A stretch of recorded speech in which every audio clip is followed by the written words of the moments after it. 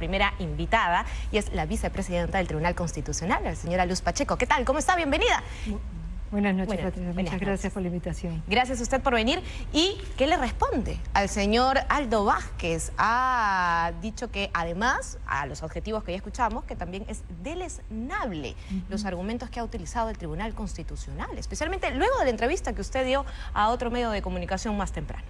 Bueno, en primer lugar, yo lamento mucho que sea el doctor Aldo Vázquez el que sea sujeto de estas acciones, en el sentido de que es una persona a la que yo considero mucho, considero un excelente profesional y como persona, pero nuestra decisión no es en orden a unas personas determinadas, sino a un conflicto de competencias entre dos poderes del Estado. En ese conflicto lo que ha ocurrido es que ha habido un proceso de amparo, que es el que ellos han iniciado, y junto con iniciar el proceso de amparo pidieron como medida cautelar la reposición. La decisión fue aceptada por 2 de 3 jueces. Para ellos aceptaron la medida cautelar porque pensaron que era evidente el derecho que se había vulnerado, que si se demoraban en tomar la decisión pues iba a ser irreparable.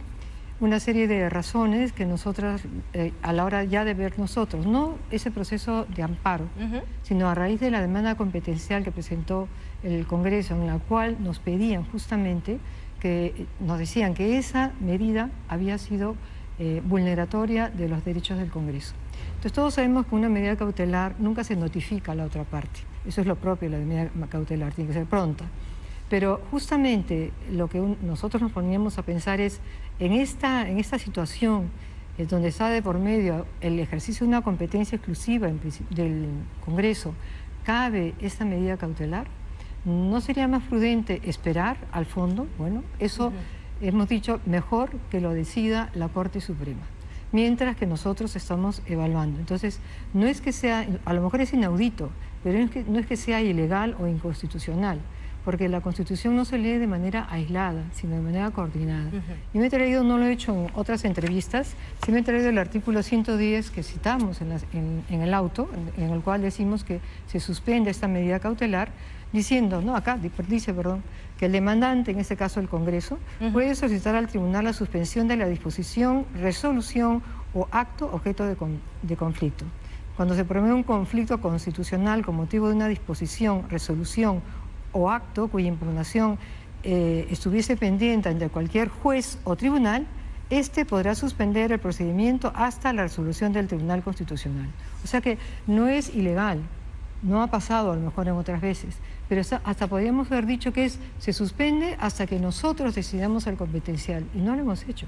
Hemos dicho se suspende hasta que la Corte Suprema, porque ha habido una apelación de parte del Congreso y esa apelación que ha hecho el Congreso pues la va a resolver la Corte Suprema, y mientras decimos, nos parece que por orden es mejor esperar. Y ya si la Corte Suprema decide que sí, que hay suficientes datos para considerar que es verosímil, bueno, ya eso... Ahora, usted ha mencionado algo muy importante, porque dentro de los argumentos que se sustenta la decisión del Tribunal Constitucional, y yo la escuchaba más temprano también a usted, decía que era porque no había habido esta opción de defensa, se había vulnerado el derecho a la defensa. Pero es lo mismo que escuchamos que argumenta el señor Aldo Vázquez, y usted me acaba de decir que cuando hay una medida cautelar no se notifica a otra parte. Claro. Y básicamente entonces, basándonos en el mismo argumento, si el Poder Judicial ha tomado una decisión basada en una medida cautelar que no tenía que notificar a la otra parte, que en este caso era el Parlamento, ¿por qué ustedes argumentan entonces que se ha vulnerado un derecho de la defensa del Parlamento?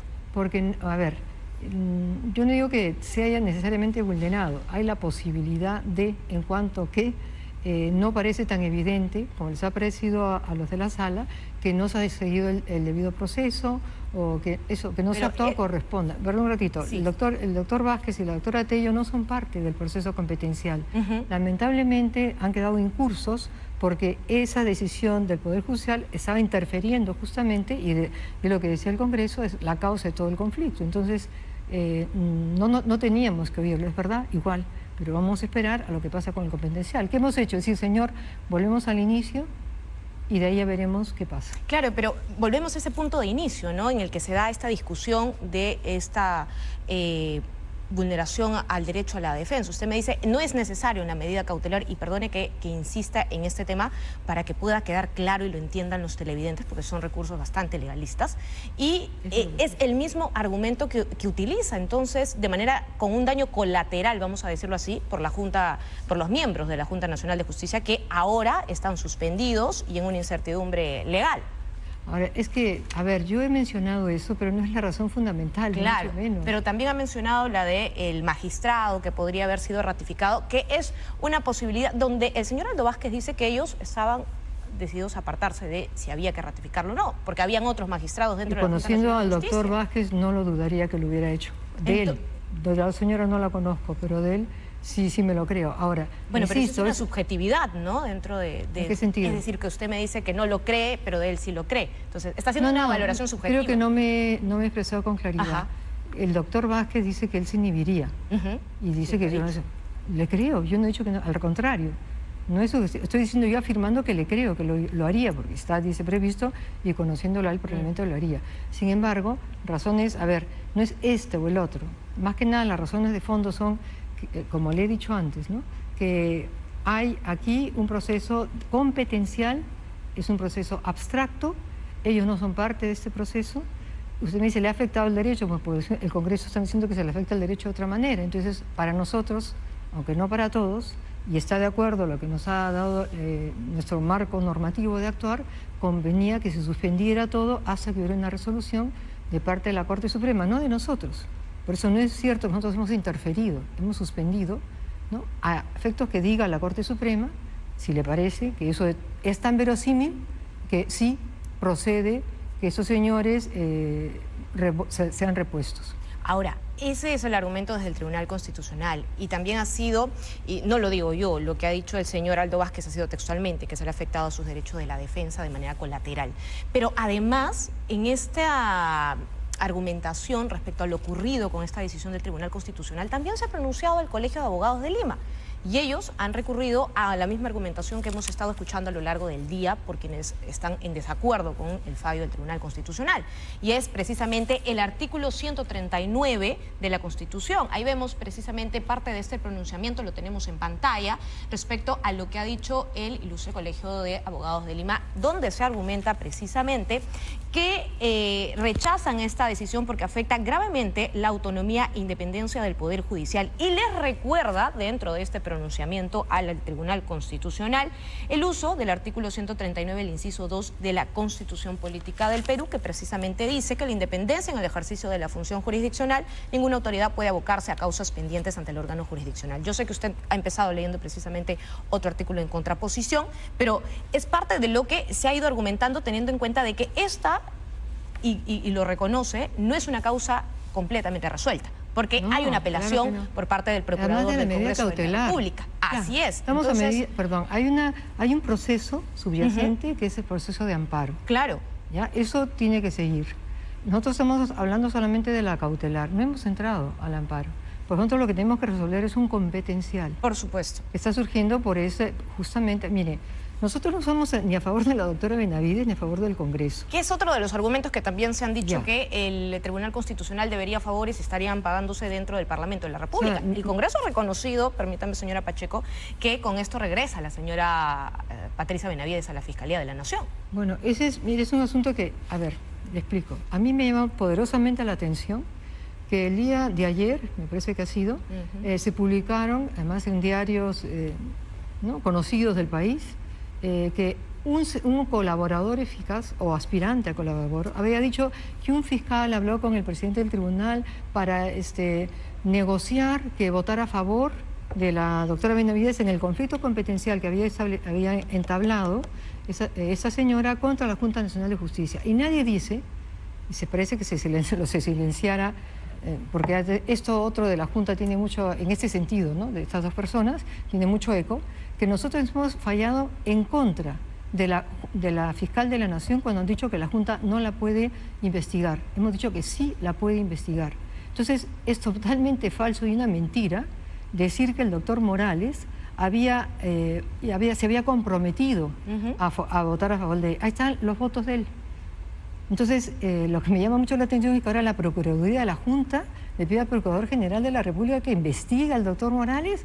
No sé, me parece a mí que es el dicho de una persona sin ninguna corroboración, ya es motivo de investigación y que salga en los medios de comunicación. O sea, ¿qué es lo que se pretende? O sea, esto es rarísimo. Ahora, lo cierto es que cuando usted nos habla de corroboración, si uno va precisamente a la documentación, dentro de las fechas que narra este colaborador eficaz, las fechas cuadran. Y ¿Cuadran en qué sentido? En el sentido en el que se recibe, en el que se presenta, empezando por cuando se presenta este documento por parte del Ministerio Público, luego cuando se da el auto del Tribunal Constitucional el 29 de agosto del 2023, que supuestamente el colaborador asegura que cuando se da esta conversación con el señor Morales, le dice que lo tiene que hacer en este plazo antes de que él salga a hacer unas diligencias personales, o bueno, tenía creo una licencia. Y se da, acá está el auto del Tribunal Constitucional, sí, atendiendo que conforme lo establecido, ¿no?, de recurso dentro de lo que la fiscal había presentado el 16 de agosto del 2023 por parte de la representación del Ministerio Público contra la Junta Nacional de Justicia. Es decir, se dio casi 13 días después, tal y como habían pactado según lo que dice este colaborador eficaz. Luego, sí, se da, en el Pleno se decide, tengo entendido, que sea el señor Morales, quien sea después el ponente, y cuando se da, pues, la incorporación del último, claro, el señor Hernández, se vuelve a hacer otra ponencia, ¿cierto? Un ratito. En esa línea. El doctor Morales fue el que dijo que quería, porque tenía mucha carga de procesos de este estilo, y además, siempre que son procesos orgánicos, se decide, como ha dicho, en el Pleno. Él mismo dijo que tenía muchos de estos y que quería repartir, o sea, quería compartirlos. ¿Eso cuándo fue? ¿En qué fecha? Eso ha sido el año pasado. ¿Después de la incorporación del señor Hernández? Claro. O ha sido este año, ya no. La vida pasa tan rápido, no sé. Pero sí ha sido, claro, tiene que haberse incorporado, porque ahí fue la propuesta del doctor Morales, que él asumiera, me parece que eran, no sé, varios casos. Pero antes de la incorporación del señor Hernández, ¿expuso el señor Morales parte? Nada. No expuso en ningún momento ninguno de los recursos. Ni nos dijo, ni dijo en el Pleno que eso en ningún momento. Más aún, lo que él dijo fue que se pase al otro señor. Cuando hemos hecho la votación de ese caso fue en febrero de este año. Y el doctor Morales, frente a la ponencia del doctor Hernández, que era calificar de fundada la demanda, todos los demás dijimos infundada. Claro. Entonces, el doctor Morales, con su voto de decir infundada, está demostrando la mentira de ese señor que se dice colaborador eficaz. Y cuadrando los tiempos, porque el caso del operativo Valquiria, en el que se destapa esta información y hay un colaborador eficaz luego, se da en noviembre. Entonces, ¿cuándo es que el señor Morales cede la ponencia al señor Hernández? Cuando, ya imaginemos entre diciembre y enero, que es cuando él se integra luego de la muerte del señor Ferrero, ¿verdad? O sea, después de este hecho que sucedió del operativo. Perdona, ¿el doctor Morales actúa de buena fe?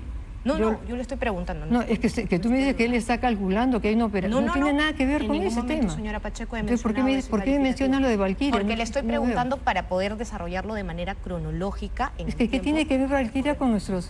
No tiene nada que ver con nosotros, lo de Valquiria. Es que precisamente dentro de lo que se dan en los recursos del Ministerio Público para poder ir cuadrando los tiempos en los que finalmente se da esta ponencia en la que se cede al señor Hernández cuando se integra para poder entenderla. Básicamente es eso, no se moleste, señora Pacheco, solamente era de manera cronológica poner los hechos que estamos narrándolos para poderlos poner en contextos, porque se han estado dando fechas o momentos y situaciones, y entonces es importante aclararlas con los hechos. Por eso digo, para mí la mayor aclaración es el voto del doctor Morales en contra de la ponencia. Eso desmiente lo que ha dicho ese señor. ¿O no te lo desmiente a ti? Yo estoy contando los hechos. No, yo también. Mi valor puede ser subjetivo y yo le doy a usted para que tú me has pedido mi opinión y yo creo que puedo pedirte la tuya. Si dicen que el doctor Morales iba a apoyar a la doctora Benavides y falla en contra... Yo no lo he dicho, lo ha dicho el colaborador. No, ya sé. Digo, perdón, tú no. Lo ha dicho él y yo también he empezado diciéndolo. Si él dice que él iba a comprometerse a declarar fundada y declara infundada, ¿no está demostrando que eso que está afirmando no es cierto? Esa valoración lo harán las personas correspondientes, porque lo cierto es, para finalizar, usted nos sentaba esta posición. Entonces, ¿qué va a pasar desde el Tribunal Constitucional? ¿Van a emitir un comunicado respecto a lo que ha solicitado este procurador de la Junta Nacional de Justicia por el señor Morales?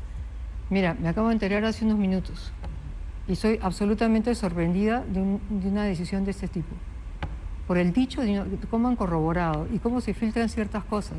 Y por qué o sea, el Perú lleva meses viviendo en angustia porque hay señores, colaboradores eficaces, que manchan la honra de muchísimas personas. El Ministerio Fiscal, el Ministerio Público, en unos casos actúan de una manera y en otros de una manera muy distinta. Y esa prontitud, porque ayer dijo algo alguien y ya están proponiendo investigar y después dicen que nosotros hemos actuado con celeridad porque en 8 días resolvimos la medida cautelar y silencian que la sala resolvió en 2 días la medida cautelar. Entonces, aquí me parece que hay un doble rasero que hace mucho daño al país. Muy bien. Muchísimas gracias entonces a la vicepresidenta del Tribunal Constitucional, la señora Luz Pacheco, con quien hemos tratado de conversar de todos los temas, pero lamentablemente el tiempo es así. Muchísimas gracias. Gracias a usted. La siguiente tendencia que tenemos precisamente es la fiscal suspendida Patricia Benavides. ¿Qué va a pasar con ella en este tiempo en el que queda la Junta Nacional de Justicia, por supuesto, también sin quórum? O si es que finalmente van a ceder o no aceptar esta vez quienes eran suplentes y se negaron la primera llevar nuevamente el cargo. Vamos a recordar parte de lo que ha ocurrido en este operativo de la semana y los protagonistas también nuevos que han salido y aparecido en este desarrollo de investigación fiscal. Vamos a ver. Fiscales del